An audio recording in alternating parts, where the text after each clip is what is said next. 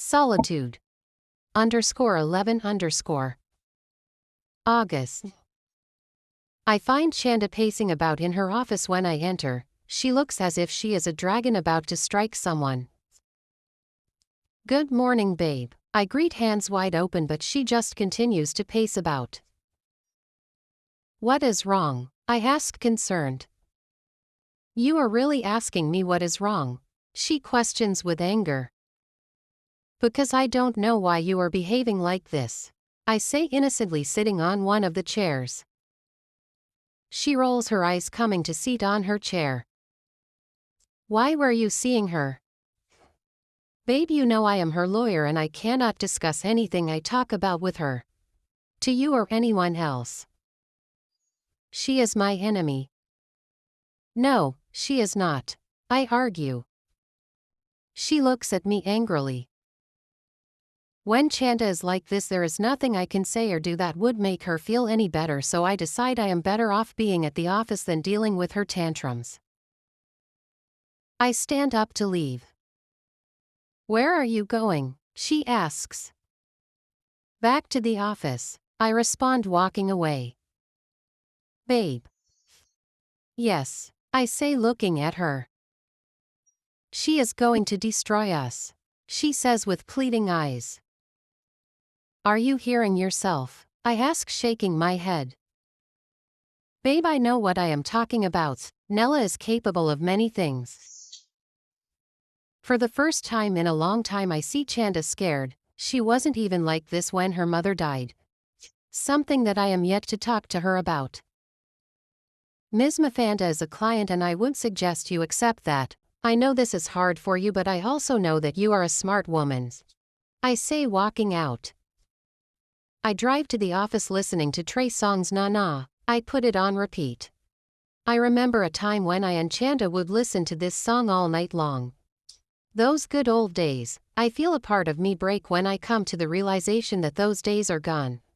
I have tried my best to be everything she would ever have, but it seems day in day out she just wants to have as much power as she could possibly get. I get to the office just after 9 a.m. I am not expecting any clients, but I have told myself I will look over Ms. Mafanda's file. I need to understand why Chilesh left the law firm in her name. I mean, not because she is my woman, but Chanda is a good lawyer. She is very good at her job and I know she would never fail, but why would her mother leave it in the hands of an incompetent woman?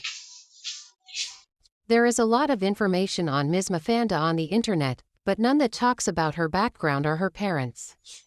The only thing that connects her to her past is the orphanage where she was adopted from. I don't waste time. Driving to Mother Teresa in Cabulonga takes me about 20 minutes because there is no traffic. The administration block is welcoming. I can see kids everywhere playing and some are busy helping out with gardening. Good morning, sir. A nun greets. Good morning, sister. You are welcome, she says, leading me to a bench just outside the block. I seat with her and we both start looking at the kids before any of us begins talking. My names are Cochran August, a lawyer by profession. I was hoping I can get some information on a client of mine. I begin. And who is this client? She asks with a warm smile. Mafanda Nella. You are Nella's lawyer, she asks. You know her. Who wouldn't? She is one of the best things that this orphanage has graced. Too bad about her mother. That poor sweet thing. That wasn't her mother, I correct. Young man, what do you know about Nella and the late Mrs. Chanda? I keep quiet, not sure that is a subject I want to dwell into. You said you are her lawyer, am I right? Yes, sister, I say. Come with me. I walk behind her. She leads me into the administration block, except the section where we go to looks like a library. This is where we keep all the files for the children that have lived in this orphanage, except when a child is all grown up and is no longer under our care. The documents are given to them and what we have are just the basics. She says. I hope this will help you, she says with a smile. I hope so. If anything, I will be outside. I wait for her to leave before I look at the rows and columns of folders. There is so much paperwork, but what is impressive is how neatly they have been laid out. The row where she has taken me is backdated to 1993 till 2000, and I know that is where I will find Ms. Mafanda's files. I start the search, and what I thought would be an easy task proves to be difficult. I look through each and every name and date and year, but there is nothing. Can I help you, sir? Another nun asks after 30 minutes of dead ends. I have been here for the past 30 minutes looking for a certain file, but I can't find it.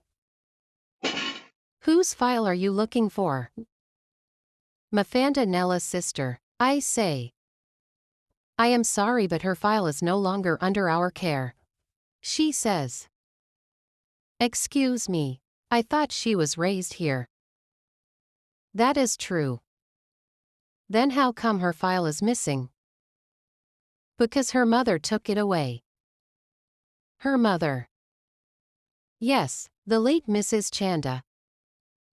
Oh. But I thought all documents are kept in your records, and if they do move, it's not everything.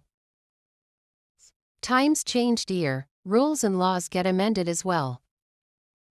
So, when were these rules amended? I hacks. Her mother has been fighting for this for years, that Nella's documents get pulled out. Until a month ago, when the Vatican finally approved. And she managed to pull them out right away. The last were collected a day before she died. For some unknown reason, this sent a cold shiver through me. I refused to believe that it was a coincidence, and I wanted to get to the bottom of it. Thank you so much, sister. I think I will see Ms. Mafanda now. Sir. Yes. Mrs. Chanda was a very intelligent woman. She knew people would come here for those documents, and I am glad she pulled them out. I just smiled and walked away to my car before driving off. Winnie. Hibiscus.